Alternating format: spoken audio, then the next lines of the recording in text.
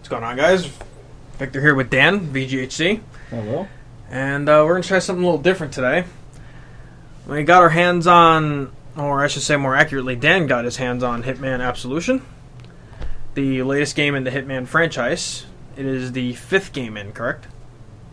That would be correct. So, needless to say, it has not seen a release since the PlayStation 2. So you got some nice graphical updates and a brand new game. And Dan has had his chance to go through the prologue scene of the game and get some hands-on with it. So I was curious as to your thoughts on the game. Well, it's a little different. I mean, they added some things that I'm not really used to. What was it? What was it called? Instinct? Instinct. That's what it was. To really just be able to, I guess, just sneak around in disguise, which, you know, normally in older Hitman games, you have a disguise on, you're pretty much golden throughout the entire stage. But with this, apparently, you know, anybody sees you, you know, you have to use your instinct to get around and hopefully just not get caught in the process and have people shooting you in the face. Now, I was watching Dan when he was doing this. It's actually kind of interesting because when the game was first, put out there, announced and whatnot, they were talking about a different approach to make it more accessible to other fans. And it kind of seems like half true because, like Dan said, with the disguises, you're not as golden as you used to be. There is some sense of getting caught. But to get around that, instinct seems to be your go-to solution for pretty much anything. Like if you're screwed and you have the instinct, you can just get out of there no matter how bad the situation is. Yeah, it's just the only thing though is you don't. It's not really unlimited. It's you use a certain amount of it and then it runs out, and then you have to get your ass out of there before anyone sees you. Pretty much, it is a bar on the bottom right. Yeah. So how would you compare this to some of the other games? Well, it's still something I'm kind of getting used to. It doesn't help that they haven't released a game in 6 years. So I'm trying to get used to the controls and playing through it. I'm kind of thinking I'm playing like Assassin's Creed for a bit because I've been playing that a lot. And so used to the controls for that since that was the last PS3 game I've played. And I don't know. I guess once I get used to all the new used to some new features and just how the game pretty much functions, because we only were able to do just the first mission there. So I mean I'm sure it'll be fine, but as being compared to the other games, I guess I would have to play a little more of it just to get a better idea.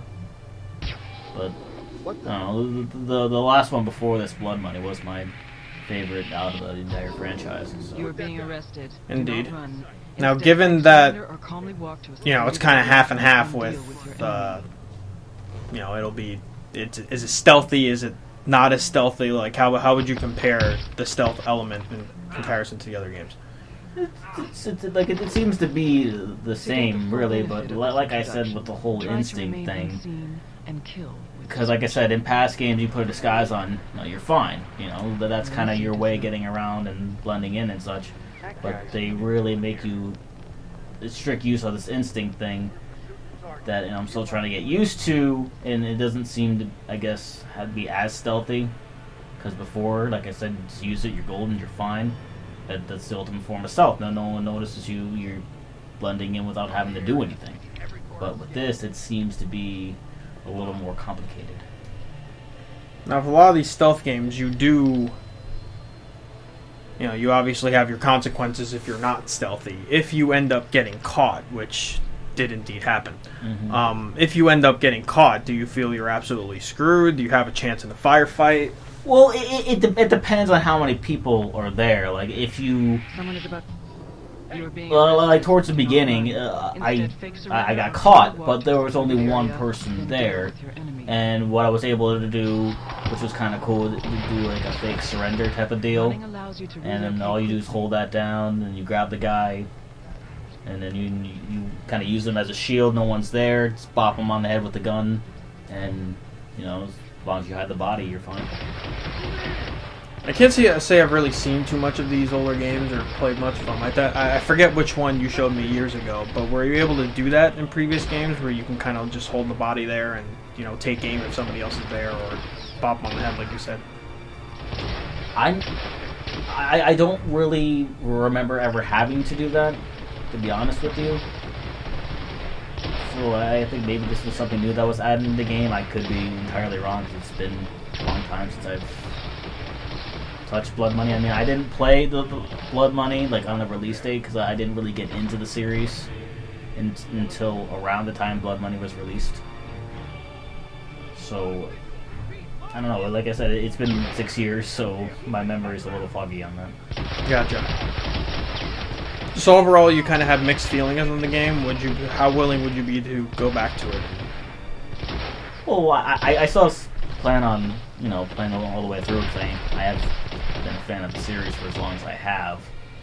I'm gonna try to see if I can get more familiar with the controls, find out better ways to use my instincts, try to make the game as less difficult as possible without me getting shot in the face. Having 4 or 5 guys shooting at me and then I'm screwed type of deal. It's just getting used to everything. Because anyone who saw me play Deus Ex on stream, it seemed like I was running through everything just fine. But I guarantee you, the first time I played that game, I sucked some serious ass.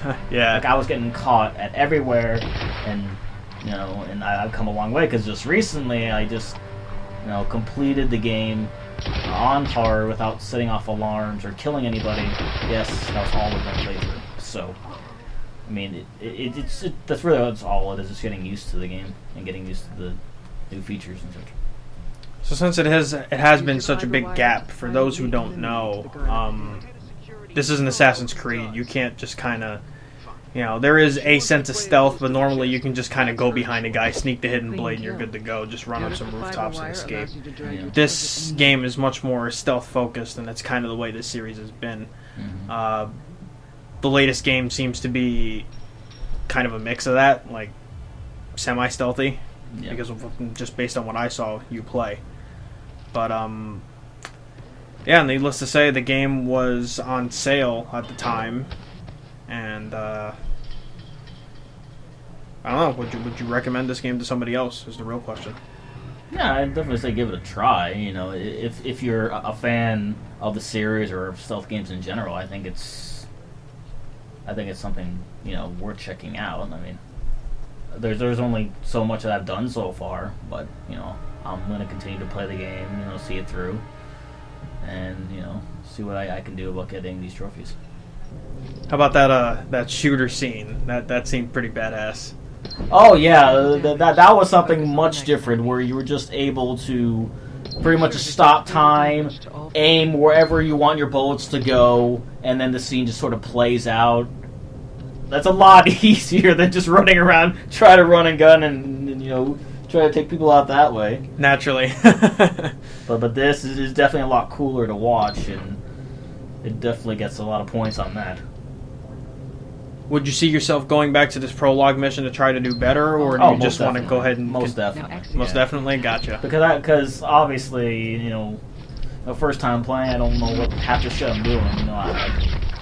With any game where you're allowed to go back and do other missions, like in Assassin's Creed, you can go back and do whatever missions you want throughout the course of the game. If you want to get the full synchronization or whatever. I do plan on going back and seeing if I can get all this other stuff that apparently I missed, and hopefully do it a little more stealthy than I did. Right. Now, luckily with the research we did, because from time to time, depending on the game, both of us are slightly different with this approach as to how we get achievements/trophies.